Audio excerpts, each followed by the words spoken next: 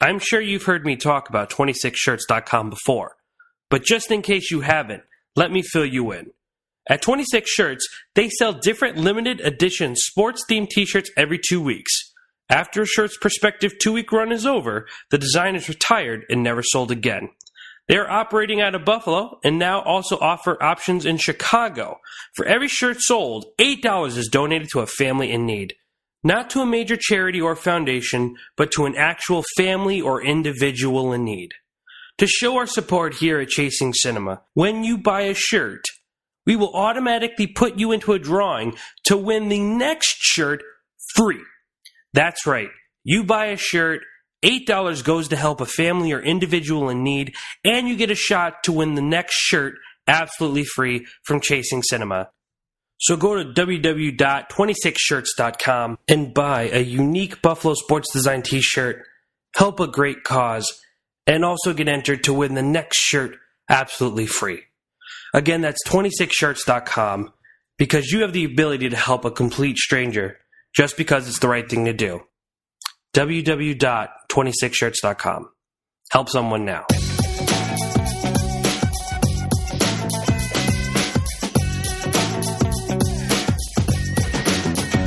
Hello, everyone, and thank you so much for tuning in to ChasingCinema.com's official podcast. I'm your host, Jacob Tiranno, reminding you to hit that subscribe button on iTunes so each week, every episode that we publish automatically goes into your iTunes, and which equals your iPod, your iPad, your iPhone, whatever you may be listening to on. If you're not the iTunes person, that's okay. Head over to youtube.com/Chasing Cinema. Hit the subscribe button there.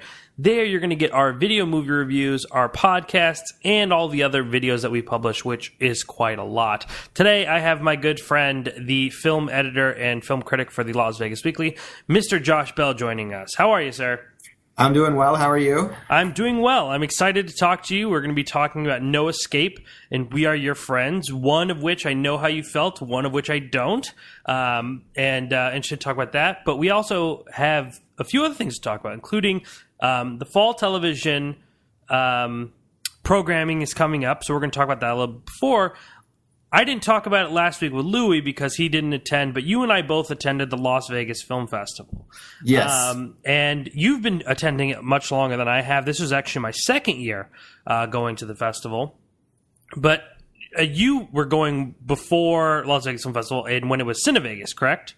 Well, those are two separate entities, and yes. I think maybe people don't realize that it's not like one became the other. Yeah.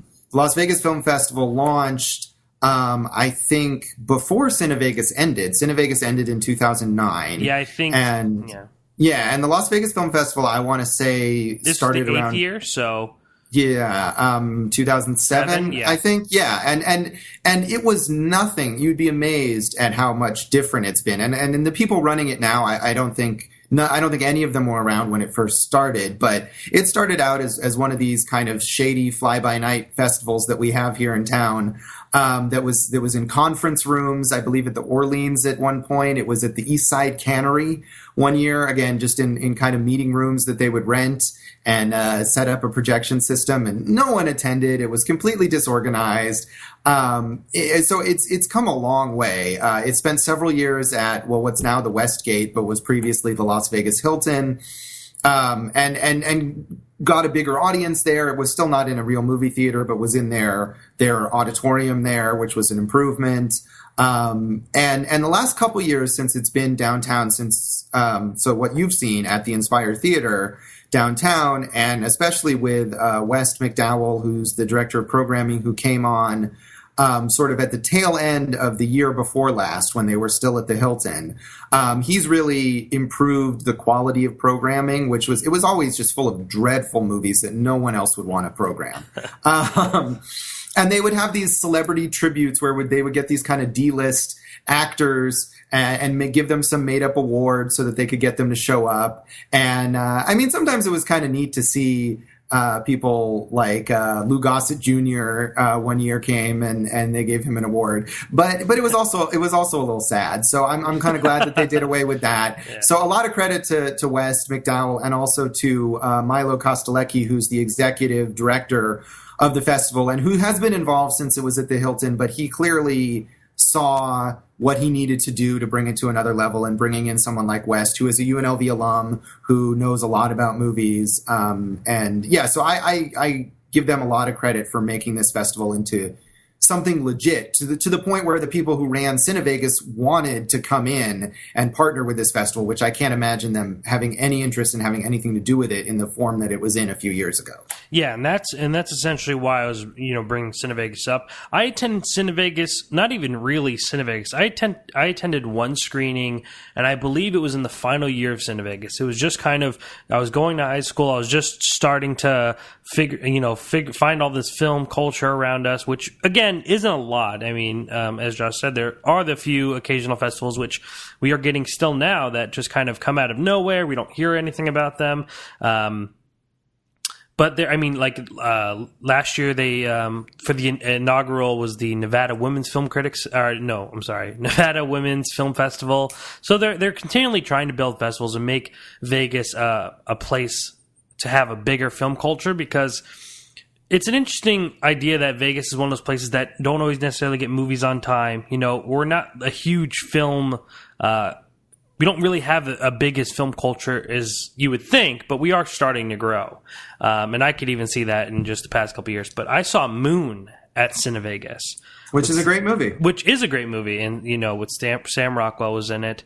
And the director, Duncan Jones, was there. He did a Q&A, and that was a really awesome experience. And then, boom, next year it closed down. I said, oh, well, that's just my luck. That's just how it goes. And, and then time went on, and last year I was talking with Josh, and, I was asking him about the different festivals he goes to. And, he said you should try to go to Las Vegas Film Festival.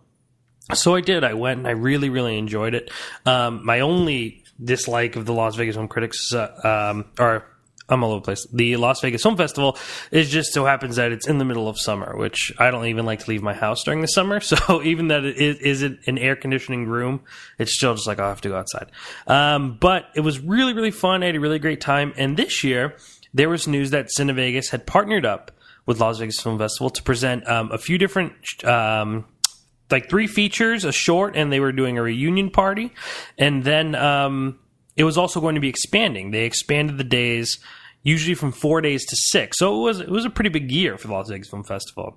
And, it is a very fun festival. I've only gone to a few. Like I said, Josh has probably been to a lot more than I have. Well, Josh has been to a lot more than I have.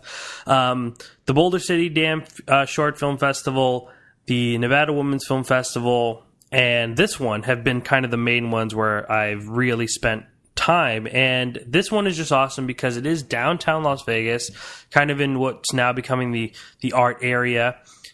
And it's really cool, especially being a part of UNLV and writing for UNLV. There's so many students involved, and so many students get their film screened. So it's a really, really good time. It's a great opportunity to see how other people react to these films that have only really existed in the UNLV walls. UNLV has two. A contest and a Spring Flicks, which is a short film festival. And to see them actually one film that screened on the last night of the festival won a spot at Las Vegas Film Festival. So it's nice to see those movies get to go and show for a bigger audience, for more, movie fans. And there's actually a lot of people who come out, either from the industry or other filmmakers. And it's an opportunity to see things that we wouldn't have regularly seen. Last year, I remember seeing Brony Tale and Heaven Adores You. And Brony Tale was by the guy who just made I Am Chris Farley, a documentary I've not had the opportunity to see yet, but I'm interested in seeing. And this year we had Tangerine, which has been a pretty talked about movie, as well as movies like Communism versus Chuck Norris, Violent, Soul Searching, and much, much more. So, Josh, what was your impression of the overall festival this year? I liked it. Like you said, it was a lot of fun, and it's great to see people actually come out and support these things, these movies that we don't really see in Vegas at other times. So that's always cool. I think it's great that they've moved it downtown. It's the right place for it. The Inspired Theater is really nice. It's not a movie theater per se, but it's set up very well to show movies.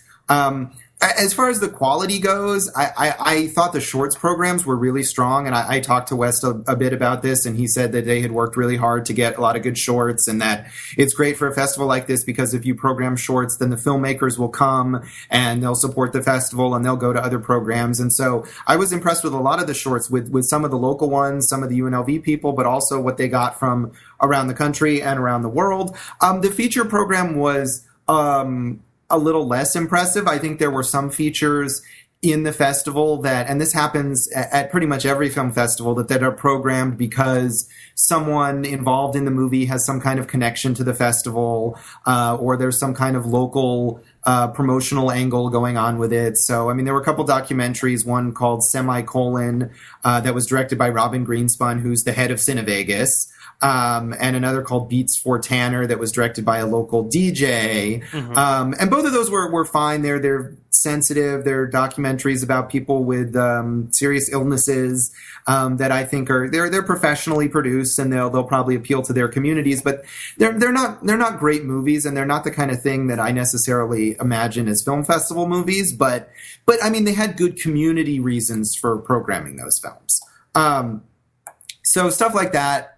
You know, my perspective is different from the programmer's perspective. My perspective is simply what's a good movie? What's a movie that I'm going to like? And their perspective also has to take into account their partners and the community and things like that. That said, there were some good features that I thought were very entertaining. You mentioned Chuck Norris versus Communism, the documentary about the underground VHS trading in Romania. Which I thought was a very accessible way to present that material. I liked Violent a lot, which was a kind of weird, almost experimental feature film that seemed a bit polarizing, but I thought was really quite beautiful and affecting. Those were probably my favorite features, but it was cool to see Cinevegas present their stuff. They did a couple documentaries, one of which was Giuseppe Makes a Movie about the experimental filmmaker Giuseppe Andrews, and I thought that was pretty enjoyable. And Bobcat Goldthwait's documentary, Call Me Lucky, about Barry Crimmins was also interesting. So I overall, I was happy with the festival. I think they did a great job of bringing in people like the Cinevegas folks who can really help them get their festival to the next level. They supported local filmmakers. They supported UNLV. And it seemed like everyone who came to the festival, the filmmakers who came and the people who just came from the community, were treated really well and had a good time. So, yeah, I mean, there's always room for improvement at any film festival. But like I was saying before, when you compare this to what it has been in previous years, the improvement is just astounding. Yeah, and I mean, even the improvement from last year is very noticeable, at least on my end, you know, just how what they're bringing in, extending it more days. It's exciting, you know, it becomes, instead of just a couple, like a weekend, it became a whole week. And right. Josh, of course, wrote about this on LasVegasWeekly.com. You could find all that under the A&E film section on that website. And always remember, Josh tweets out everything that he writes at Signal Bleed on Twitter. It's always a good way to follow him and read all the things he's talking about. But yeah, and you know, and I have to agree with you. Unfortunately, I didn't see as many features as you did, but I love shorts. I think I've always loved shorts. I've always really, really cared about them, and I always feel like they're, you know, besides really Disney putting them before their movies, we don't really get a mainstream source for short films except for these kind of festivals. And I think that's why I love the Boulder City Dam Film Festival so much. But we get a lot of shorts here. There were 7 short blocks, and that doesn't include the other, like, few examples that had shorts in them, like the UNLV Emerging Showcase, which, of course, showcased all the emerging filmmakers from UNLV.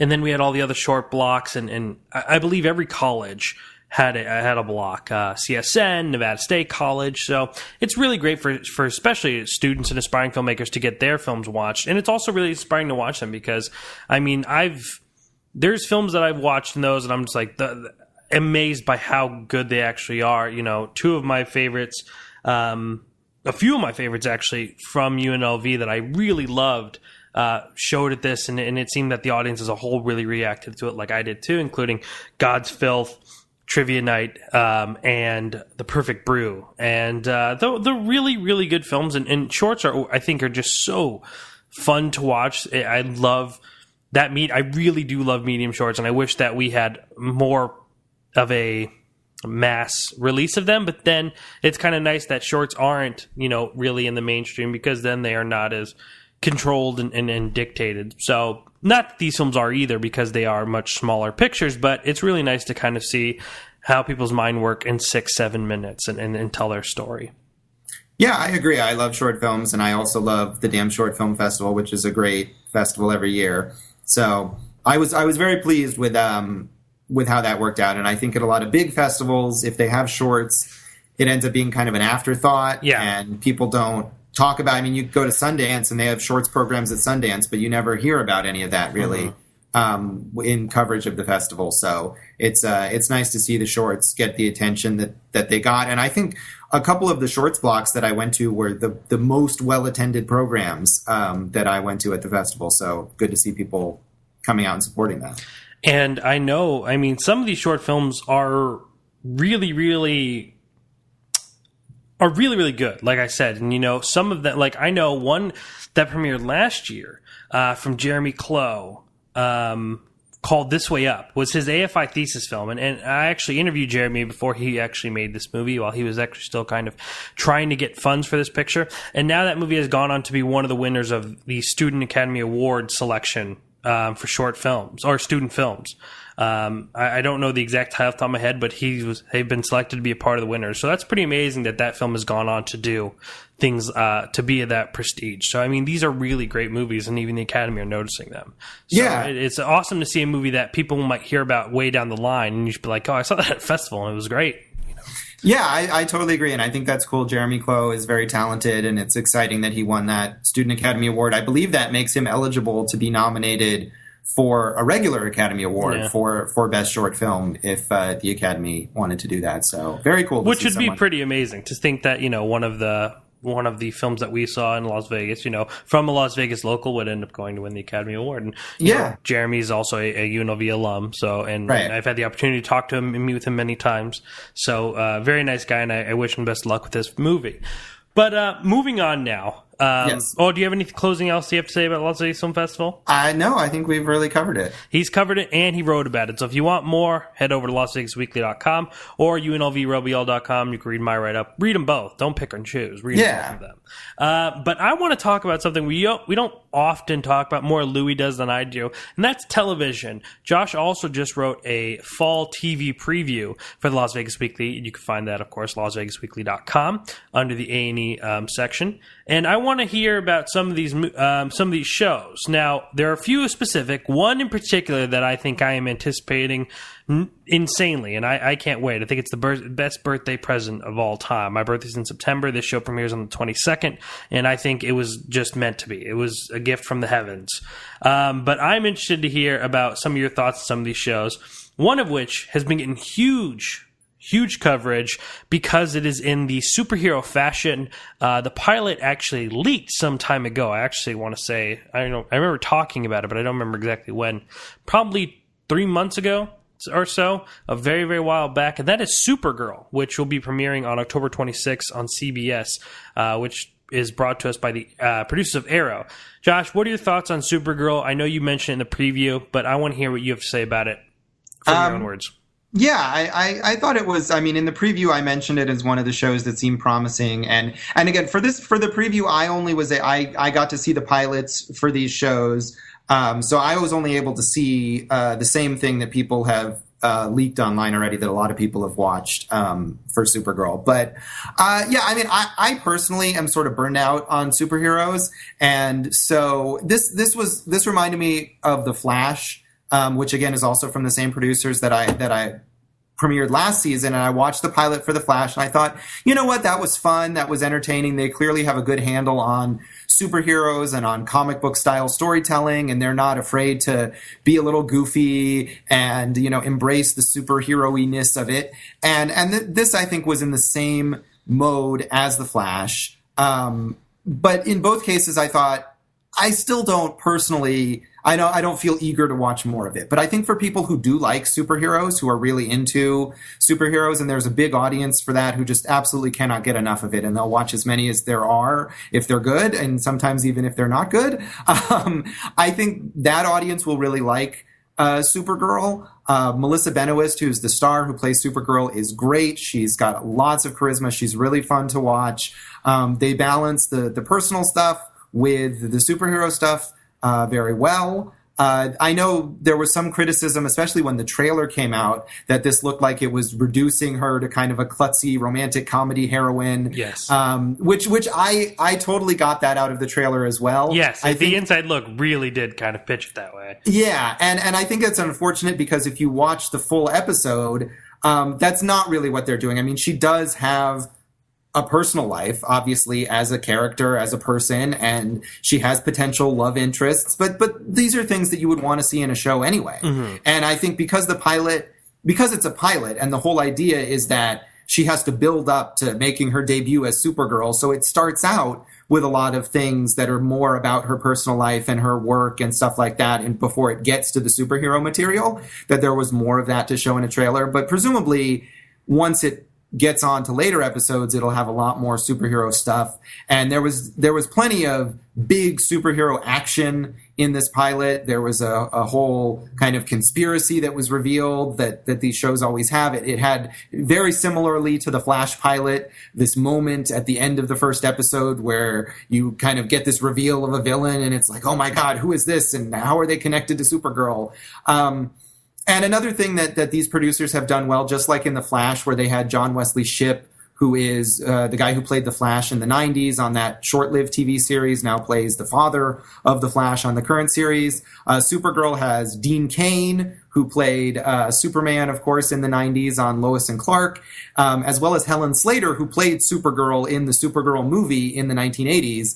And they together play the human adoptive parents of this current Supergirl. So that's pretty cool. It is pretty cool, and they make a very short appearance, but I assume they'll show up more later. And so these producers have a very clear sense of history when it comes to superheroes, both in comic books and in TV. So I think for people who are superhero fanatics, they're going to get a lot out of it.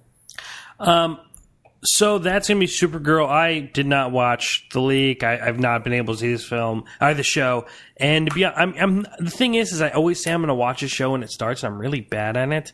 Like I said, Louis is really good at watching television. I'm not, but I'm going to try my hardest to start watching some of these shows. And one of these shows are standing out to me because it's kind of going with a trend where now a lot of motion pictures are being adapted into television shows. One example is I heard Rush Hour is going to be adapted into a television show. I heard Mike Epps is going to be playing Uncle Buck in a television show. But one that Josh talked about is called Limitless, which is based off the 2011 film starring Bradley Cooper. It's going to be premiering on CBS on September 22nd. Josh, I want to hear your opinion on this. What are your thoughts about a major motion picture being adapted into television? And in this case, does it work? I think in general, I'm fine with it if they make a good show. Fargo is one example that I think a lot of people were skeptical about, and that turned out to be a great show. Mm-hmm. It honored the sense of the movie, but it did its own thing. And so I think if a show is good, wherever the source material comes from is okay with me. And the fact is that any recognizable brand name, whether it's a movie or a comic book like Supergirl or characters like the Muppets, that I know you're excited about. I'm so excited for the Muppets. It's not even funny. But whatever it is that has brand awareness already built in is going to help a show get on the air. So I don't think that's inherently bad. Limitless, however, is not particularly good. I also didn't think the movie was very good, and I don't know what you thought about the original film. But to me, it wasn't anything. It was surprising to me that it became a hit. It was just kind of a dumb thriller. This was as Bradley Cooper, I guess, was becoming a bigger star. Yes. And now, of course, he's a huge star, and I think he's a good actor. He's been in a lot of quality films. Limitless isn't necessarily one of his better films. It has Robert De Niro doing one of his Robert De Niro is bored kind of performances. And the show is, the pilot, which again is all that I have seen, kind of replays a lot of the setup of the film, even though it's sort of a sequel, and Bradley Cooper is actually in it, playing his character. He just has a brief cameo, and he supposedly is going to make occasional appearances as the show goes on. He's not one of the main stars. But it's weird to see him show up as this character when the entire plot of the episode basically has another character who is very, very similar to Bradley Cooper's character from the movie, going through a lot of the same journey that Bradley Cooper's character went through in the movie, where he's this kind of loser, and then he discovers the magic pill, and then he becomes, amazingly great at everything and succeeds, and then he finds himself up against this conspiracy of people with the pills, and he's on the run.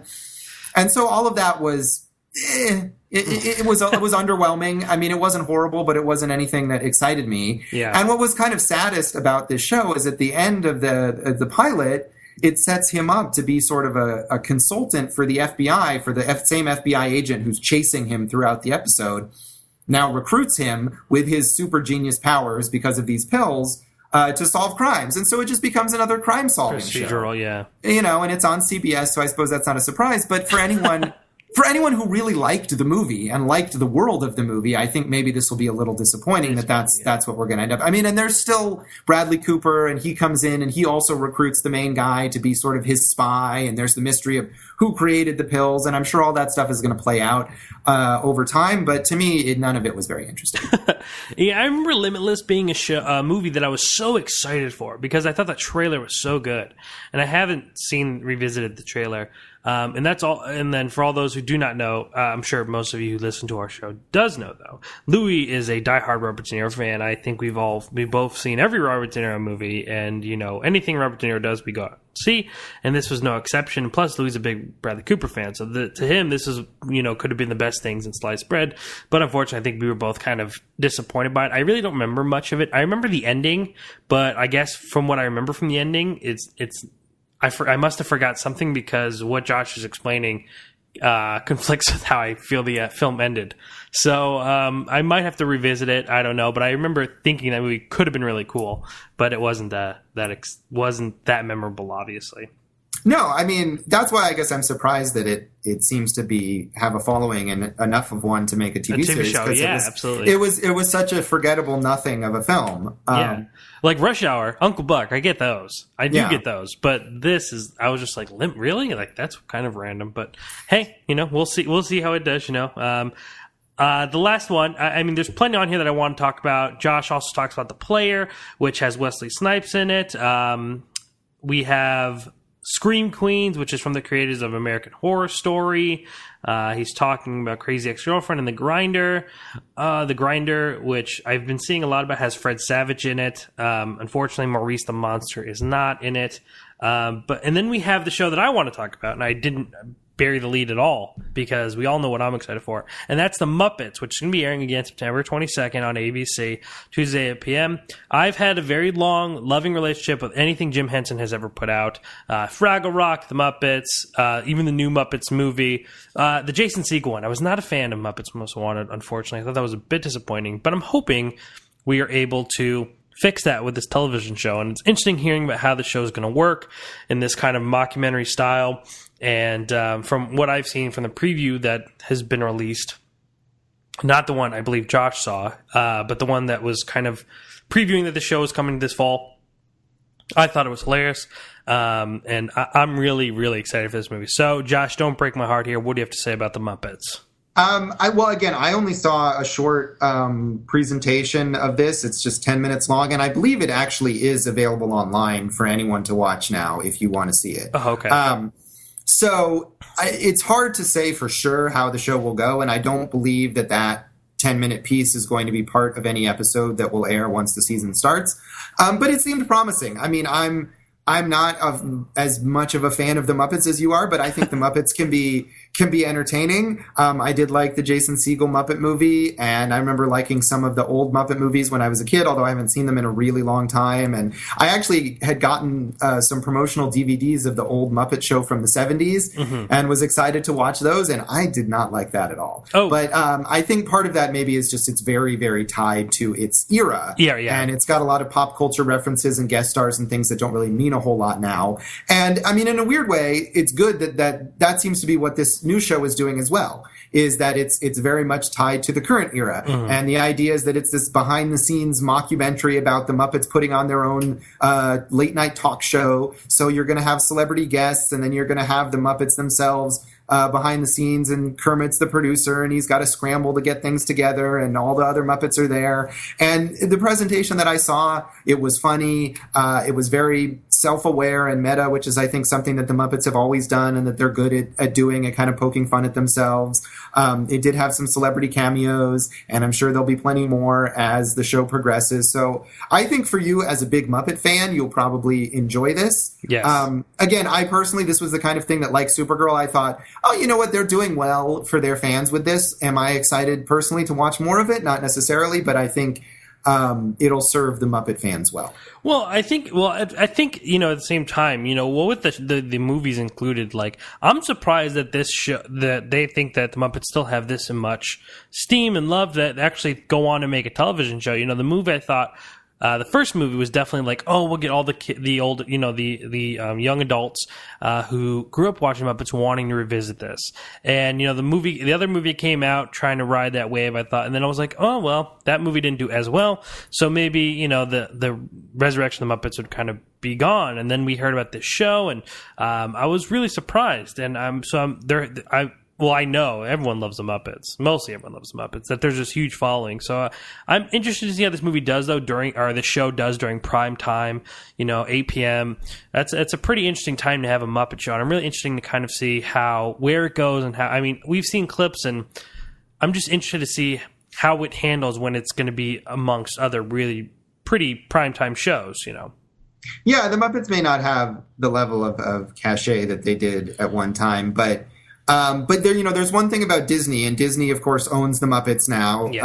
And Disney also owns ABC, and Disney is very big on pushing their characters that they own as much as possible. I mean, we've seen that with Marvel characters too, and once they buy up a franchise or a set of characters that they think has potential, they're going to milk that potential to the fullest extent. So it doesn't surprise me that they've gotten a TV show on the air. And it wouldn't surprise me if ABC gives this show a little more leeway than they might give another show, for example, like they've done with Agents of S.H.I.E.L.D., which struggled in the ratings for a while, but because it's Marvel and because it's Disney and it's a lot of corporate synergy, they let it keep going. So we'll see if that happens with the Muppets.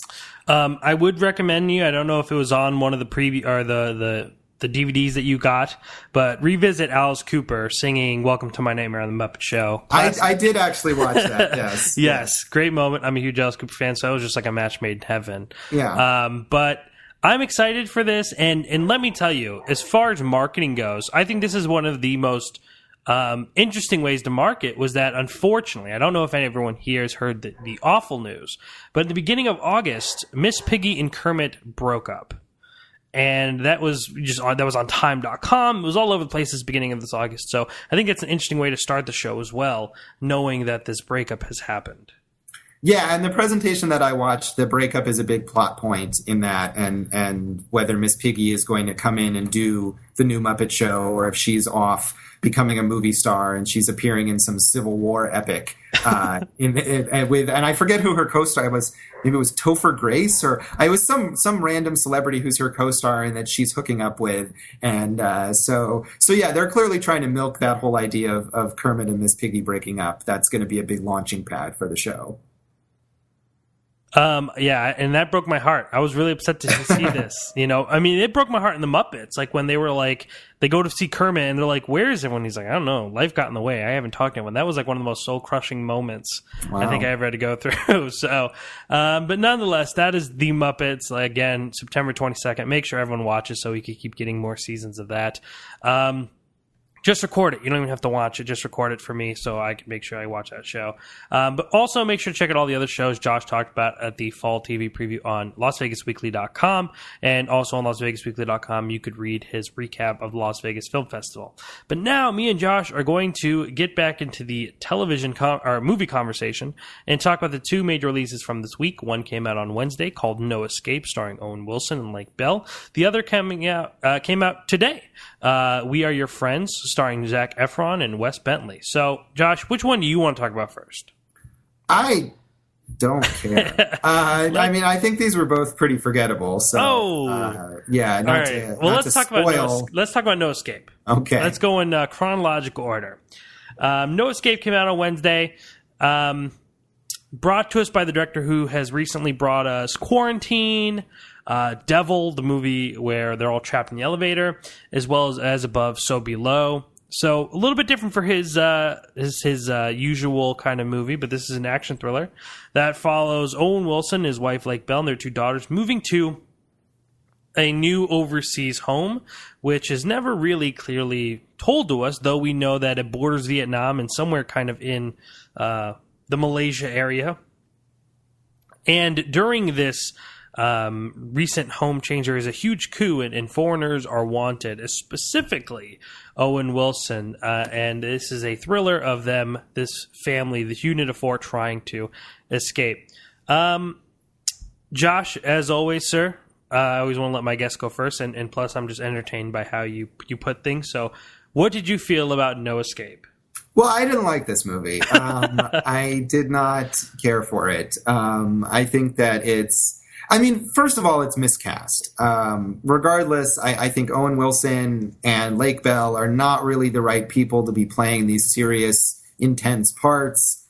I know Owen Wilson in his early career showed up in some thrillers and some genre movies, but that's not really his strength, and he's really much better suited for comedies and kind of quirky character roles. So it was tough just going with the idea of him as this intense guy who's going to save his family. And then I just think the way that the story is presented is really cheesy. There's a lot of slow-mo and a really heavy-handed score. And there's one scene where to escape, they need to jump from the top of one building to another. Which is seen in the trailer. Yes, yeah. And they're throwing their children across the gap. And it's done with this extreme level of seriousness with the slow motion and the strings, and it's just so poorly judged, I think, presenting that moment. So, I mean, there's that. It's just everything about it is cheesy, and a lot of the action is boring. It's just running from place to place. And then the way that the as you mentioned, the country is not named, and I think that the presentation of the topical nature of this story is weirdly. On the one hand, it's sort of cowardly and afraid to offend anyone because they don't want to say the name of this country where it might happen, and they just say like, "Oh, we're in Asia." But on the other hand, the characters, the Asian characters, are basically zombies for all intents and purposes. The people that are roaming the streets to kill anyone, they have no level of humanity. There's no indication that they're anything other than this mindless horde that's going to destroy all people, aka Americans, at any given moment. So this is certainly not a movie that has levels to its storytelling. The only thing I enjoyed in this movie was Pierce Brosnan, who plays this kind of drunken, loutish British guy that they meet on the plane, who ends up helping them get away because he has a secret background in espionage, and he's kind of this disgraced spy, I guess you could say. And he has the one moment of social commentary in the movie, which I don't think really works, where they give lip service to the idea that, well, you know, the Western world in America and the UK kind of is responsible for this because we came in and we exploited this country. But there's really no indication that that the movie is thinking very hard about that. So, but I would say that Pierce Brosnan clearly is having fun with playing this kind of part, which he's done, I think, a lot, actually, since his James Bond days, playing the kind of flip side, the seedy flip side of James Bond, which he does again in this movie. But that's not enough to recommend seeing it, I don't think. This is how James Bond would be once he found out that he was replaced by Daniel Craig. This is how he would act. No, and I actually 100% agree with pretty much everything Josh just said. Though I would say that I had more issue believing Owen Wilson than I did Lake Bell. I actually preferred Lake Bell. I didn't think she was really as out of place as Owen Wilson. I had really hard time kind of buying him in this role. And it's this kind of level of cheesiness, which, I mean, sometimes cheesy is great when it's not presented in such a serious fashion. But there's this moment, and Josh, I'm sure you kind of remember this, and in that exact moment Josh was talking about, when we're supposed to have this really tense moment when it's life and death situation, and Owen Wilson has to, convince his whole family to jump across roof to roof, and he throws his daughter. There's a moment where the audience started kind of laughing because it kind of takes this ridiculousness and it kind of just takes all the tenseness out of it. And to me, once you've made someone laugh, and it wasn't like, oh, this is really tense, I'm going to laugh because I'm uncomfortable, but just kind of how cheesy and kind of how, strong-handed, I think is what you said. That's 100% right, Josh, that it's kind of hard to take seriously. And it became kind of laughable. And at that point, I was like, all right, so we're going to go in this direction now. And, it tries to kind of get back to that really tense thriller. And I heard a lot of people talking that it was very, very tense and suspenseful for them. And I totally felt the opposite. I mean, there are a few good moments, but nothing really good enough to stick with me or overall make me feel as tense in this picture. I also, with Josh, find it to be really inappropriate to call this movie like a political thriller, just because I don't feel like the movie, like Josh said, there's these literally maybe 4 sentences about what's going on and how it's kind of, we're telling us, America and UK aren't always the best, and this and this is what we do to these countries, and then we just kind of go back into the cheap thrill mode, and and I don't feel like it really kind of delivered a message, especially being so vague about the whole situation as well. So, I mean, to me, this movie just worked on the sense that it's more for people who just want to see the kind of watch these people get away and run away more than it is trying to deliver this theme on politics or how our country handles, less fortunate countries and things like that. I don't think that's this movie's primary instinct. I think it is just more of just that generic kind of action thriller type movie, which and also I agree with Josh in the sense that Pierce Brosnan was the best part. He was good in the beginning. I really enjoyed watching his character, being around his character. He pops in every now and then we have this moment where we just kind of really get to see who he is. And like I was telling Josh, the only part that would have made that better when he was saying that he was a part of the British, a British agent, it was if he would have said his name is Bond, and that would have, or just would have said his name was James and left it at that, because we all would have gotten that joke. Yes. But yeah, but then like he has this like way over dramatic, scene following that very scene. I won't say That's exactly. True, yeah. Like to me, I thought that was a bit much. It was just kind of confusing how the whole setup happened anyway. I won't spoil it, I guess, as much as I want to, but I think Josh gets what I'm saying. Yes. So the whole movie is just kind of really overblown to me. And it just kind of, I don't know. I feel like all these people are dying around them, and it's merciless, and I don't think there's really a point to all these people being murdered. Some of these people who are murdered, we are forced to we are forced as an audience to watch. We know people are dying, but we are like forced to watch some of these people brutally murdered. And I feel like it was all kind of for nothing. And it didn't really have that message behind it, except for, we want to get the Americans out, and I feel like that was a major problem for me as well. Yeah, it does wallow in that. There are a couple scenes. I mean, there's one like almost rape scene, and then there's the scene where they're going to force the little girl to kill her own father, and it really gets. It's very sleazy and exploitative, I think, yes. in those scenes, and it doesn't earn it. It's not to say that you can't show in a movie horrible things happening, but this is not a movie that has the weight behind it to really. Yeah, it uses it more as a crutch. Yeah. I forget the name of the person. I can't believe I'm forgetting, but there's a book called 3 Uses of the Knife from the writer of Dog Day Afternoon. And so many other great pictures. I can't remember his name. But he writes about how movies will use certain things like, pulling out a gun or, things like that to elevate an audience's emotion without really having to do it. And right. I think that's the perfect example of this movie is where, we know there's this very harsh and horrible scene to watch has to do with sexual assault.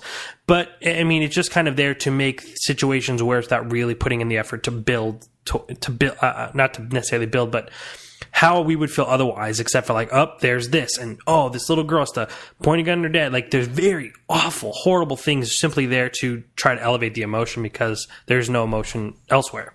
Yeah, no, that's absolutely true. And I think it's worse if you're watching a movie and something like that comes up and you feel like it's unearned because you feel like the movie is cheating And it, to me, at least, it makes me more angry at the film, and it doesn't bring me into the story. It takes me out of the story further because all you think is, come on with this nonsense. You know, what are you doing to me here, Mr. Filmmaker? Like, this is, you didn't justify including this at all. So, I think this movie doesn't succeed at creating those moments. Yeah. And honestly, I didn't really take away anything from the movie either. I mean, this movie, if I look at it as more of the political thriller aspect, I don't know what this movie was trying to tell me. You know, I mean, that throwaway line was said, and, you know, are we just, you know, okay, we're not always the best? And I mean, was this supposed to be like a humbling movie to make, you know, America realize that we're not always the best country in the world? I don't understand what this movie was trying to tell me. I understand what it was kind of going towards, but this movie does not effectively give a theme or a message at all, at least in my opinion. Josh, do you... Yeah, no, I agree. I don't think that it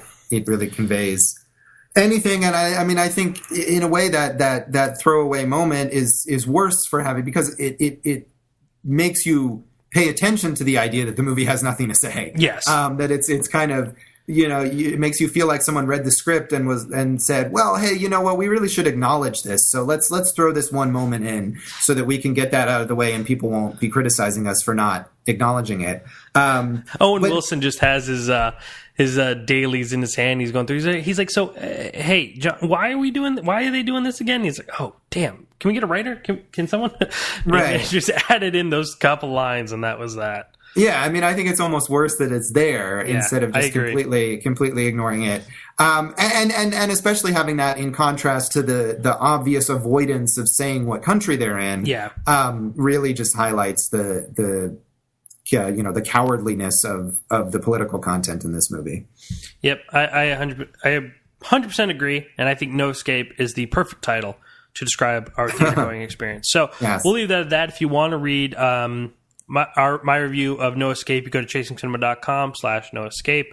You can read Josh. You reviewed this movie for Las Vegas Weekly at LasVegasWeekly.com. Again, you could follow him on Twitter at SignalBleed to find all of his stuff that he's tweeting out. You know, don't ever miss what he's tweeting out, because everything he writes is good. I'm telling you. Thank you. Though I am his friend, I am a fan. All right, moving on to We Are Your Friends, which is the story that you've heard plenty of times. But in this case, it follows an aspiring DJ who is balancing his friends, a relationship with a taken woman, and his journey to become something out of nothing. The film was directed by Max Joseph, which most of you might not know by name because this is actually his first feature-length film, a directorial debut, but we probably know him as the guy holding the camera in Catfish, the TV show. And I never knew he was a filmmaker, more of a documentarian from what I've seen in short films. But this is kind of his first big project, starring Zac Efron, Wes Bentley, and about the world of EDM and DJing. Now, Josh, you know, me and you talk a lot because we see each other every week.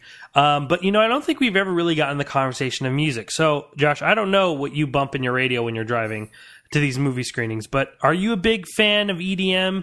Do you listen to electronic music? What's on your radio when you're driving around? I'm interested.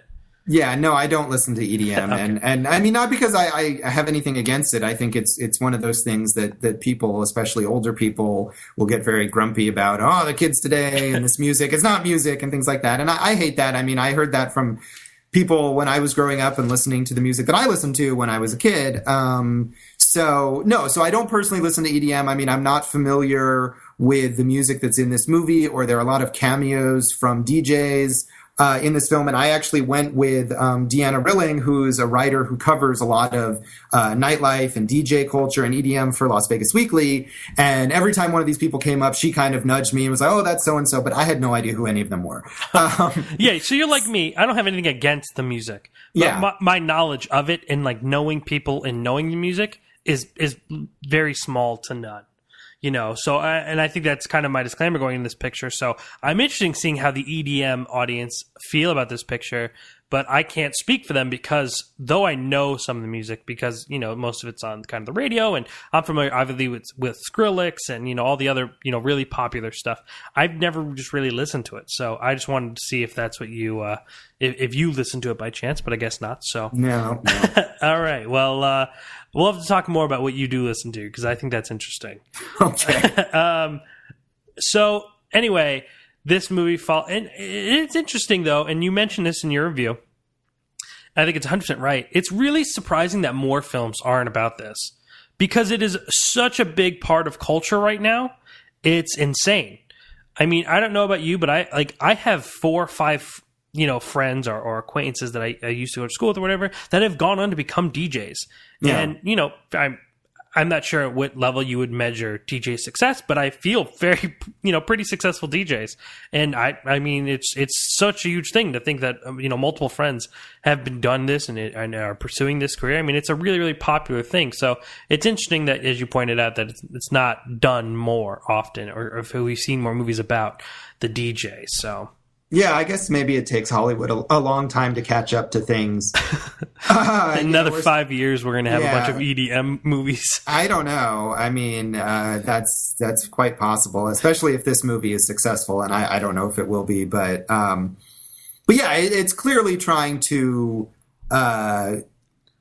hinge on or to grab onto something that's in the cultural zeitgeist or whatever that's very popular right now, especially with younger people, and Hollywood is always trying to reach younger audiences. So this is something, even though this is an R-rated movie, I think this is something that they're probably hoping will reach teenagers who listen to this music, who are themselves aspiring DJs and can identify with Zac Efron's character in this movie. So yeah, and of course it's a Hollywood sanitized version of it in certain ways, and it's really just taking an old story about the rags to riches kind of the person who's an aspiring whatever. It could have been an aspiring guitar player back in at one point. It could be an aspiring the theater performer or whatever. I mean, or someone who just wants to be popular. I mean, in the any most number basic of things. level, And then they get this mentor, and things are going well, and then things kind of come crashing down, and then they learn a few things, and then ultimately they achieve some success along the way. So, yeah, I didn't think this movie necessarily was all that unique to EDM or dance music culture in the story that it told, but it does try to get into that scene specifically and how the people create music. There are a lot of scenes of Wes Bentley and Zac Efron in the studio talking about how you put together a track, how these people get their gigs and things like that to an outsider might be interesting. I think to insiders, again, going with Deanna from The Weekly, I think she found all of that stuff pretty laughable and maybe not well representative of how things really go. But oh, go on. I'm sorry. No, go ahead. I think, the EDM and that kind of full scene is more used just as a background more than anything here. Like, it's kind of more of just like, this is the culture we're in, but the story and where Zac Efron is going, his mentor, all that could have been, in, like Josh said, in pretty much any setting or any dream chasing, in this case. And I think that it's not a very, so you don't have to really know much about the world of EDM to kind of take this movie in. No, you don't. And Zac Efron is a good-looking guy, but he's just not much of a presence, I think, as an actor. And I mean, and especially because this movie is predicated on the idea that his character is really talented, is really good at what he does. And I don't know. I just didn't quite buy that. I mean, they get him to take his shirt off a lot, and that's great. And they team him up with Emily Ratajkowski, or however you pronounce her name, the model. Ratajkowski, I believe. Yeah, who is also very, very good looking, also not much of a presence as an actor. So, I mean, there's a lot of good looking people in this movie, but and I think there's some nice moments with animation and with graphics on the screen that try to mimic maybe music videos for this kind of music. Or one review I read said it looked like someone's Instagram feed, which I thought was a good comparison. So I think maybe it would have been nice if there was just some music and some pretty pictures, and they didn't bother with the story or the characters, because that was really where it fell apart. Really, I mean, at least for specifics part, the one thing that it reminded me of, and Josh, I'm sure you might not have ever gone, but have you ever gone to the Blue Man Group? Yeah, I have gone to the Blue Man Group. Like that scene, which is in the trailer, when Zac Efron is describing to the audience how to get a group of people to dance. Yeah. Literally brought me to that moment in the Blue Man Group when they say, all right, we're going to teach you dancing 101, and how everything is presented on the screen with the music and how it's all cut together. It was to me almost the exact same experience. But I think the problem with this movie, like Josh said, to me, bothering me more was just how generic it was. I mean, I think Zac Efron saying doesn't have much of a preference. I could definitely agree with that. But I feel like he was at least trying in this movie, and I don't think he was one of the reasons why I disliked it. I just think that everything else to me was just so... But like, characters literally had plot points written on their head. And I'm sure Josh will get that reference, what I mean by that in specifics. Yeah, there's one minor character who his fate is really predictable. And I mean, and it's shamelessly, we're talking about in No Escape, in those moments that are unearned, that this sudden seriousness that you're going to goose the audience with. And that happens to one of the minor characters in this movie as well. Yes, and it's told you in the very opening moments by just his character, the way he acts, the way he's a little bit different. I mean, it is very, very, like, just written on his head. That is his fate. That's what's meant to be of him. And, it was one of those movies where I could hear couples around me saying, to each other, oh, this is what's going to happen. And I think everyone in that room, including the person that he was trying to talk to, knew as well where it was kind of going. I found this movie, I think, I agree with Josh in the visual style. I thought that the one animation scene in particular was quite interesting. The use of editing was pretty good in this picture, but overall it was just something that we've seen so many times, and just nothing new was really brought to in the sense that it would make it memorable by any means. I mean, to be honest, this is just one of those movies that I will forget, similar to No Escape. I mean, both these movies are just something that I think will in time, and not even in much time. I mean, as I was writing my review, I was like, wait, what was it? And just already kind of forgetting. I mean, I actually was really ashamed of myself, because until the very ending of the picture, I didn't remember or, never took in our main character's name. And I think that kind of says a lot about where, what you're taking in from a movie.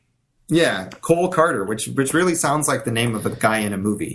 Not like the name of a real person. But I didn't know until he was introduced towards the end of the picture. And so as far as the whole music things goes, like I said, and as my disclaimer in the beginning picture, I don't really know EDM, so I don't know how great the music in this is.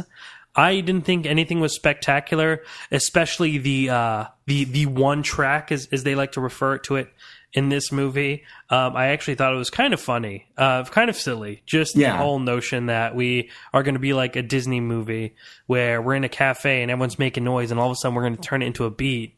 Where Zac Efron's like recording a chord on the table and a nail gun, and to me that was just kind of all Disney-esque to put all that together. And I wasn't a big fan of it. I thought that was just a little bit too extremely cheesy for this. But like I said, I think the problem is that it's generic, and we've seen it in so many different cases. Like Josh mentioned earlier, and in the very beginning of my review, I'm saying, let me break it down for you. It's about this kid who has a group of friends, wants to do this, insert this, which could be, like Josh said, guitar player, whatever, being popular, dating a cheerleader, whatever the story may be. He starts bailing on his friends, following this mentor who may or may not be the nicest guy, falls for a taken girlfriend who just happens to be with his mentor. And, then eventually these events take place which wake him up, and he realizes what's important. And I just, I felt that this movie didn't really bring anything to the table that was worth remembering or worth really talking about. I personally found it a little bit easier to swallow than No Escape. Yeah, I agree. Because I think it didn't really have that self-importance. Right. Or, so I would recommend this over No Escape if you're going to be traveling to the theater this weekend.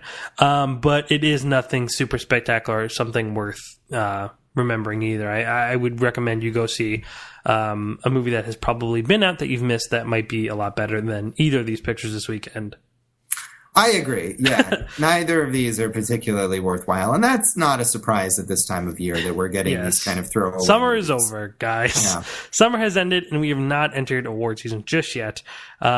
and it seems that we're going to have kind of a few rough weeks, a few more slow weeks, and then hopefully things will pick up towards the middle to end of September. But, I'm interested that this movie didn't, I felt the placement and time of this movie was kind of off. Granted, I know that, as far as being regional, it's kind of time to pick time. But, this movie, I'm assuming, I'm not sure if they actually really say, but visits EDC, and I thought that would be a way more appropriate time to release, but obviously it's a lot harder because of this movie's, studios being like, I don't think it'll do well in June, which I believe when the festival is, but I felt that, they could have totally catered to that audience a little bit better.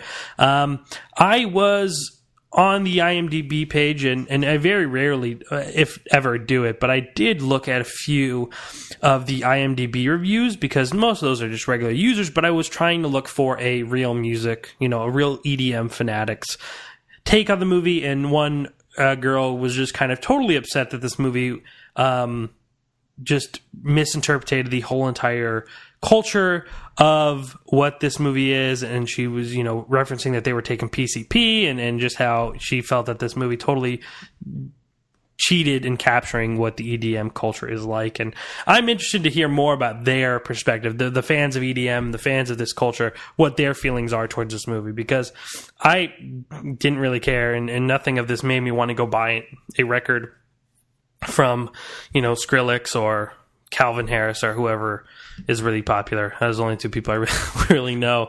But I am interested in hearing what the big music fans have to say about this picture, because to me, if this is what EDM's selling, I don't know if I'm ever going to get into it in the first place. Yeah, well, like I said, Deanna, who writes for The Weekly about this stuff and has been immersed in dance music culture for a really long time, I think she thought it was pretty ridiculous, and she wrote a little piece for The Weekly that we ran along with my review about things that it gets wrong, and she mentioned also the taking of PCP as being ridiculous. So, I think the dance music audience probably is scoffing at this movie. Yeah. But maybe not all of them. I don't know. Maybe not. I don't know. Yeah. I could say that if you're a fan of EDM, you might enjoy this movie, but I'm gonna doubt it. Yeah. But like I said, Zac Efron and Wes Bentley, I didn't think he was very bad. I think he was okay too. Wes Bentley was decent actually. Yes. But the biggest takeaway from this movie, I think, was the fact that I do know now, and I'm glad that I do know that the best place to find sushi is in San Fernando Valley in a strip mall. Apparently, yeah. And so now I have to go test that theory, which I thought was so interesting that was a major theme of the movie. Must have been an inside joke. But nonetheless, that is going to be our review of We Are Your Friends. If you want to read Josh's review, LasVegasWeekly.com. And of course, you can always visit his website and check out all the other reviews that he does on Las Vegas, not that always doesn't appear on Las Vegas Weekly, and that's JoshBellHatesEverything.com. You can follow him on Twitter at SignalBleed to find all of the things that he's posting and talking about. And he posts a lot of funny stuff, cracks me up a lot. Thank you. And of course, you want to read my review of We Are Friends, you go to chasingcinema.com/We Are Your Friends, or you go to youtube.com/chasingcinema. Josh, is there anything else you want to add to any of these reviews, or anything else you want to say for this week? I don't think so. I think we've covered a lot of material. Covered it pretty well, yes. Yes. So it was a good chat. Set your DVRs for the Muppets. Maybe Supergirl if you're into it. Don't really go see No Escape or We Are Your Friends, and read Josh's stuff and mine, and I think that's going to be the sum up of this week. That's your takeaway. Yeah. All right. Josh, thank you so much for taking time out of your busy week to come talk to me.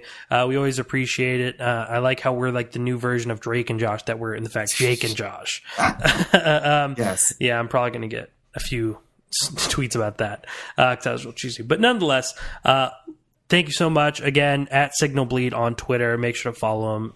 Always fun, always entertaining. He writes great stuff. Go check it out. And, of course, chasingcinema.com. Ladies and gentlemen, my name is Jake Tiranno. I was joined by Josh Bell, Las Vegas Weekly. And please continue chasing cinema.